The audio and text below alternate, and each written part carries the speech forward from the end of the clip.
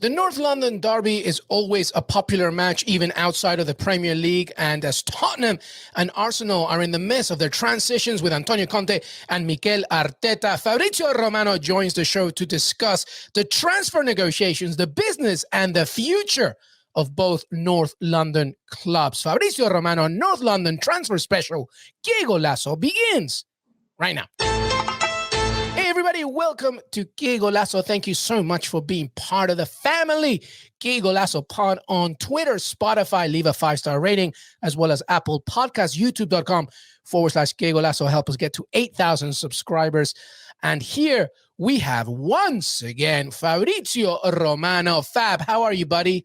I'm great. Thank you, my friend. Always a super pleasure and ready to talk North London clubs. Absolutely. A busy month for Fabrizio Romano, but he is here to help us guide through it. As I mentioned in the intro, the North London derby is this weekend. Tottenham against Arsenal. We're going to dive really deep into both clubs and the transfer situations, the business, et cetera, et cetera. But beginning today, Fab, with the latest news in the transfer market. Let's go CONCACAF here, Fabrizio Romano, yes. And let's begin with Mexico, El Tri. Tecatito Corona to Sevilla. I don't know, Fab. I feel that this is some Monchi magic once again. Talk to me about this move. Yes, it's one step away from being completed. It's not signed yet, but it's a matter of hours. They have an agreement with Porto for 3 million euros for Tecatito Corona because he was out of contract in June, so they were facing the risk to lose the player as free agent. He was already really close to join Sevilla in the summer. Then they had some problems last summer in the agreement with Porto. They were offering around 15 million euros. Porto wanted 18, so there was some problems. Now he's ready to join for 3 million. He has an agreement with Sevilla for a contract till 2025. So we expect Corona to be in Spain soon in the coming hours to have his medical, sign the contract, and be a new Sevilla player. And it's a really interesting move also because, as you mentioned, it's kind of Monchi move. So I'm really curious to see him at Sevilla.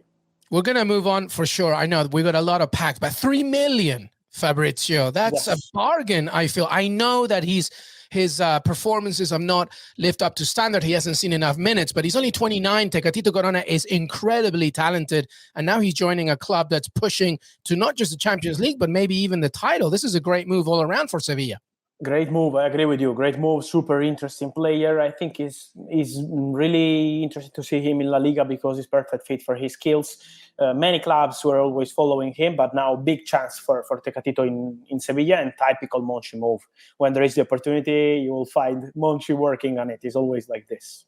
Absolutely. Just like our producer Des says, El Tri in Seville. Tecatito, Lainez, Guardado, all in the city. It's going to be great for Mexican fans in that city. All right, let's move on, but we're sticking in CONCACAF, a player we always talk about here, USMNT specifically. Bryan Reynolds, obviously Mourinho is done with him, and Reynolds wants to move as well. What's the latest with him?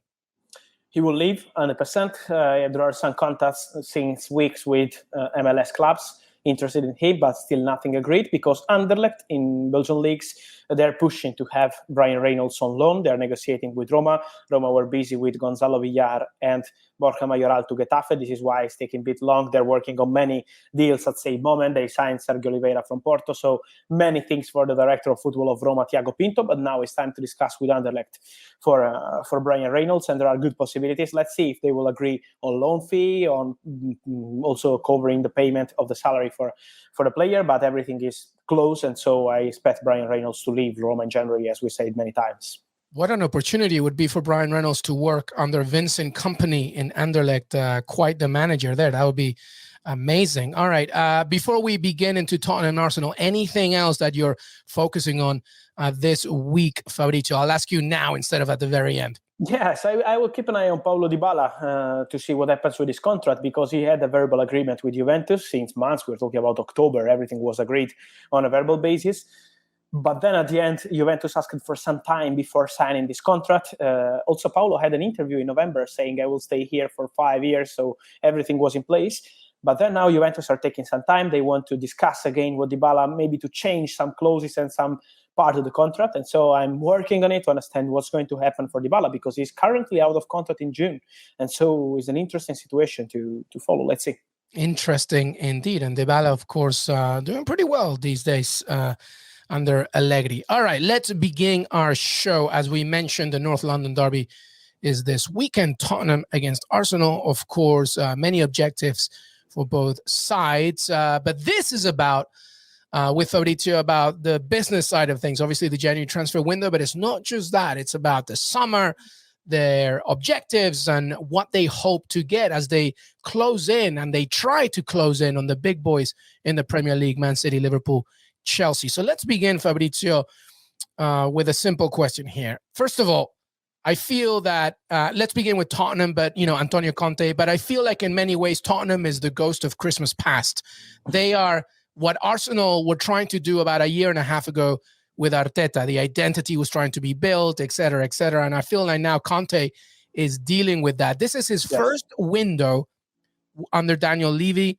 We know about his own reputation in terms of transfers, et cetera. So what are your expectations, I guess, with Conte, January, Tottenham? Yes, I agree with you on your Arteta and Arsenal point, but at the same time, I want to say that I'm sure that Antonio Conte will not be patient as Arteta is, as a person, I would say. Antonio Conte can't wait. It's impossible for him to wait. He wants to win immediately. It's not about winning or not winning, but feeling that he has the chances to win. This is something that Antonio Conte wants to feel. And his priority will be to bring Tottenham back to Champions League football. This will be the priority for him. So this transfer window is not easy, and he knows about it, because January transfer window is always complicated. And in particular for Tottenham, because they need to get rid of many players. So they need to find solutions for many players. They are not continent. So let's see what happens with many of them in the coming days. But they need to sell now. They need to sell or to upload some player in the coming days, and then they will jump into opportunities. But it's really important, this window for Tottenham, in particular, to sell players, because I expect Tottenham to be going on top players in the summer, not in January, because in January is not an easy window, maybe an opportunity they can find, but in the summer will be the big revolution for Tottenham. Okay, so the summer is the revolution. So I guess January is the preparation. You mentioned they have to get rid of some players. So let's begin with that narrative there, Fabrizio Romano. And Ndombele, I feel like he's not doing himself any favors at this point, but maybe he wants out already. Antonio Conte has already shown a little bit displeasure in that. Also Bergwijn, Adama Traore, but that's later on, maybe on a loan coming in. But talk about the exits. And Ndombele to begin with. What's going on there? Yeah, for Ndombele, as you mentioned, also what the player is doing is not the best behavior. Also, is not helping with Antonio Conte, who is a really serious manager. And so at the moment, they are looking for a solution. We had rumors about Roma, but Roma signed Sergio Oliveira from Porto. So they're not going for Ndombele. There is nothing with Roma as of now. They need to find a solution. So let's see if in some other league like Bundesliga or La Liga, they will be able to do something. But at the moment, it's still quiet. But they want Ndombele to find a solution to leave the club. This is something that they were planning already in the summer. So they will be on it. Steven Bergwijn is close to join Ajax. He's not done yet, but Ajax are going to sell David Neres to Shakhtar Donetsk for 16 million euros. In the coming days, everything will be completed. And so Bergwijn could be the right player for Ajax. He's Dutch. He knows the club. And so it could be a big opportunity for him and for Ajax. They offered 15 million euros. Tottenham are asking for more than this, around 25. So there is still something to be completed between the two clubs, but they're negotiating. And then let's see what happens with Dele Alli. I'm also curious to see what happens with Dele Alli, because he was not even in the team yesterday, and so they need to find a solution. I'm told that we can keep an eye also on swap deals for Dele Alli, because the director of football of Tottenham, Fabio Paratici, loves to do swap deals. He did the same with Juventus many times here in Italy. And so it could be a possibility for Dele Alli, but I still see him out of Tottenham on loan in January. So what about Matt Doherty? Another one who could leave the club. Because he's not somebody that I think Antonio Conte really is interested in. Even Mourinho wasn't that keen. He's somebody else as well that could be possibly a target. Yes, of course. Then he's another player that could be leaving the club in January. Let's see what happens with Wolves. We had some rumor about Wolves wanting him back at the club, but at the moment it's still not advanced move, so they're still discussing. But yes, Doherty is another player that has chances to leave the club. I don't see centre-backs leaving also. We have some rumors on centre-backs, but I'm told that they need centre-backs because of the problems that Christian Romero and Eric Dyer had with injuries. So at the moment, centre-backs are not leaving. But talking about Doherty, Dele Alli, Bergwijn, and also the situation on Ndombele, they need to resolve as soon as possible. Okay, so January is the plan to, exit some players, but there are some news about obviously that they need, because I always think that January is sort of the Band-Aid, right? It's not a complete solution, but it's trying to just fix a few things. So are there any incomings? Because I keep reading about Adama Traore from Wolves. Is that a possibility at all, or is that forget about it?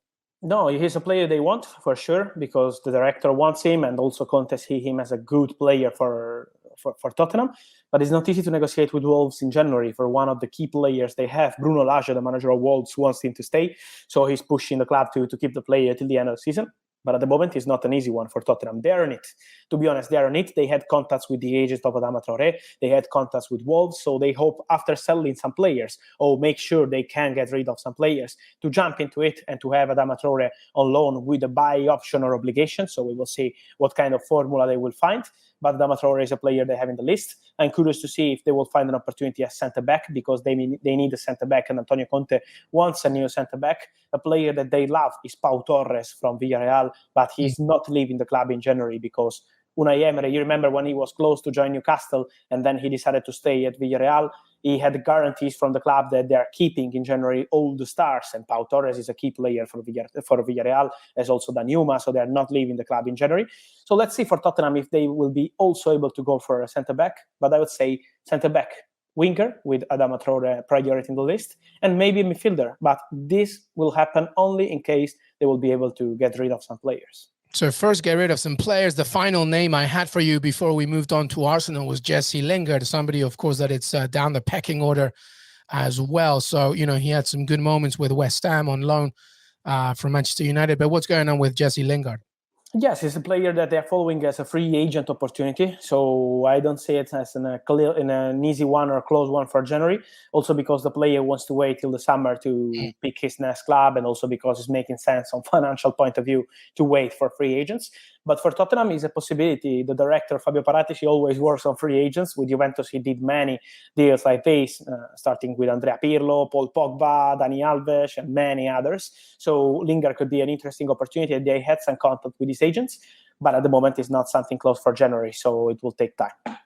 Okay, so basically the Tottenham agenda right now is January. Let's decompress and let's sort of press the reset button. Get rid of some players that either don't want to be here, that are not part of Conte's plan, and then once that happens, perhaps we can bring somebody else, as you mentioned, maybe a swap deal, maybe a loan deal. The summer is really Conte's opportunity to really keep going. So that's a major thing for Tottenham. All right, so let's move on to Arsenal, Fabrizio Romano, because as I mentioned, you brought up a very good point.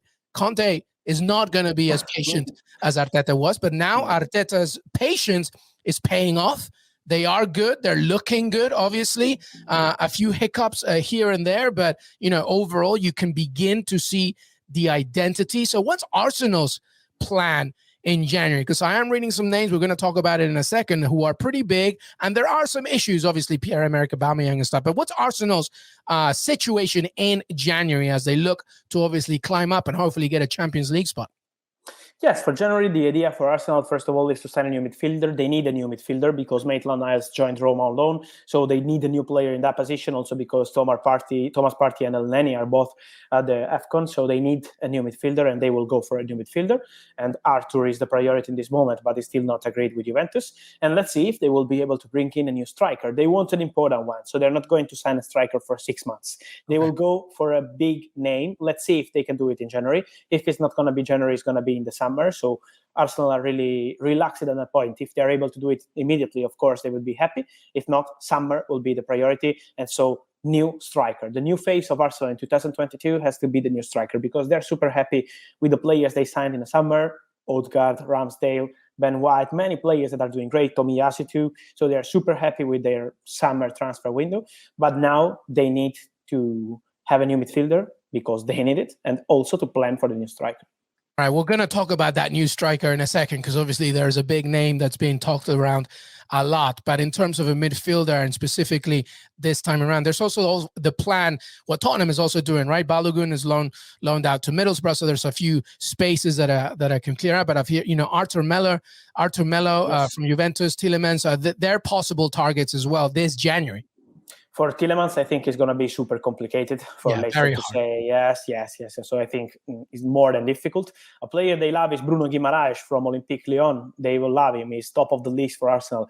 But I don't see him leaving in January because I'm told that Lyon want 45 million euros for Bruno Guimaraes, so more than complicated. And so the name is Artur Melo because it could be an opportunity on loan from Juventus. This is what Arsenal are offering. They would pay the whole salary of Artur Melo till the end of the season.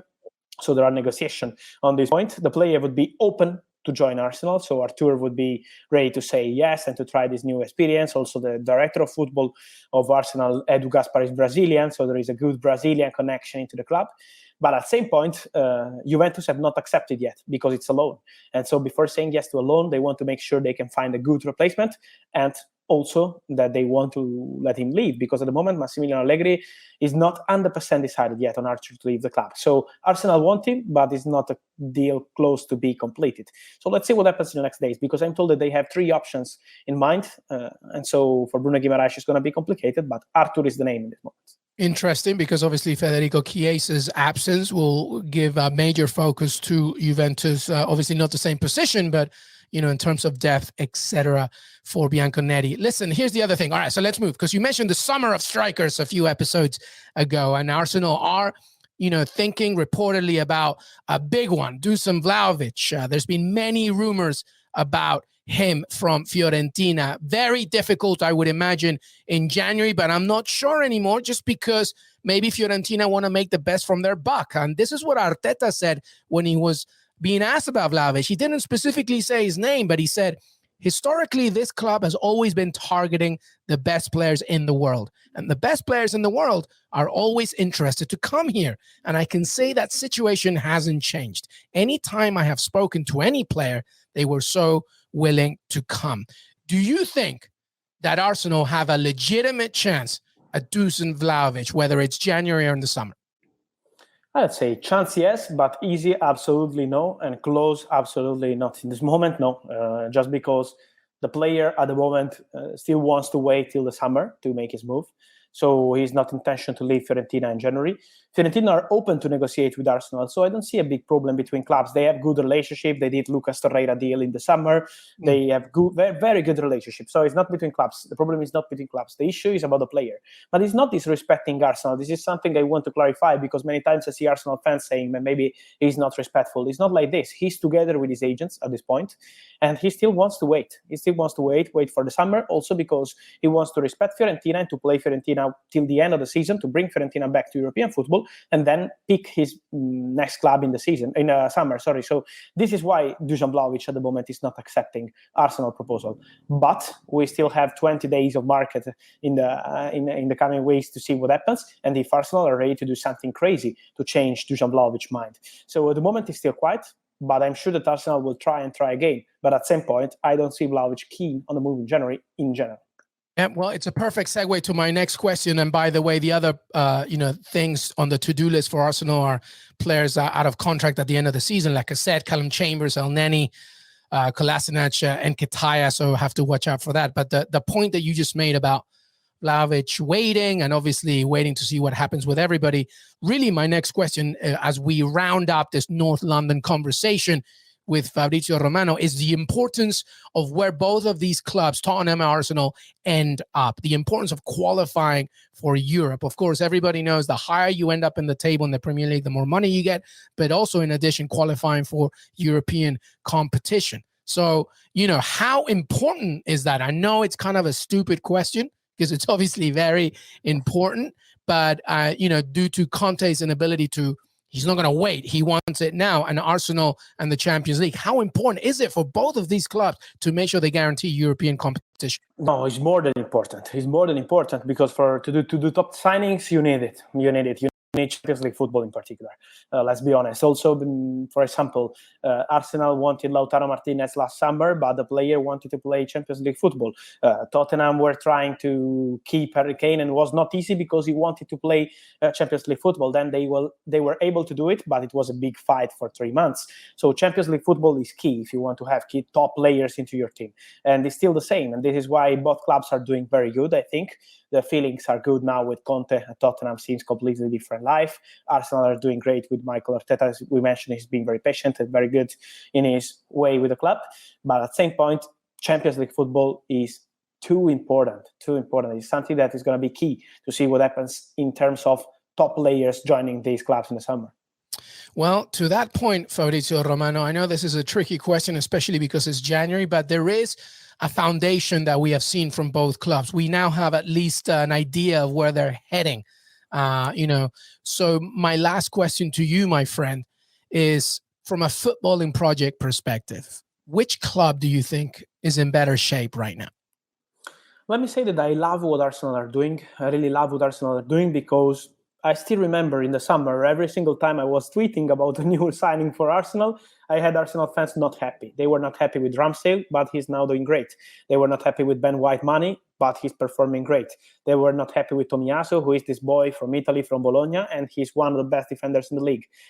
They wanted Madison from Leicester, then they signed Odegaard, and he's doing incredible and he's a big talent. So how Arsenal board, the director Edu Gaspar and the whole board were protecting Arteta after the difficult beginning of the season was a very complicated one. They were together. They protected the manager. They protected all the players. And now they are doing very good. So I think the real key for Arsenal is something that Tottenham don't have, is to be patient. It's something that Tottenham will never have with Antonio Conte. But at the same point, Antonio Conte, who is one of my favorite managers in the world, his pressure on the board, his pressure on the owners, his pressures on everyone into the club, also on the players, on the fans. He wants to win, and this is going to help Tottenham to change their mentality. So I think Arsenal are going to do something that long-term, in maybe 2 years, is going to bring Arsenal back at the top of Premier League too. So I'm not talking about Champions League football, but also to be competitive for the Premier League. I see Arsenal competitive maybe in 2 years with many young players, with a future project that is going to be fantastic, I'm sure, because they're doing very good. For Tottenham, I see something immediately for summer 2022. I see Tottenham working hard to build something, to be ready immediately, to try to win something, maybe with some experienced player, not with as many young players as Arsenal have, because they are incredible, starting with Bukayo Saka, Martinelli, how many they have. So are completely different projects, but I love what Arsenal are doing, but I'm sure that Tottenham will be ready to fight, because with Antonio Conte, you will be always ready. And if you're not ready, Antonio will leave the club. So it's always like this.